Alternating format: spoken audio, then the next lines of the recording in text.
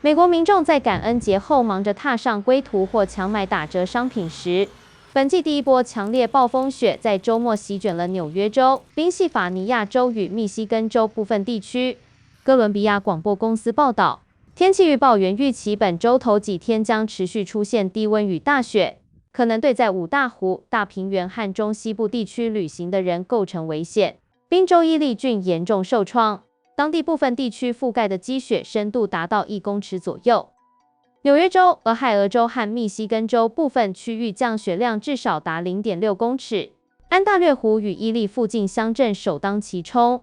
纽约州西部部分地区昨天积雪速度达到每小时约7.6公分，或使官员宣布当地进入紧急状态。纽约州州长侯可表示，该州已为因应暴风雪进行准备作业数天。部署铲雪机与数以千计工作人员，咨询公共设施服务供应商，并从州内其他地方调派人员提供协助。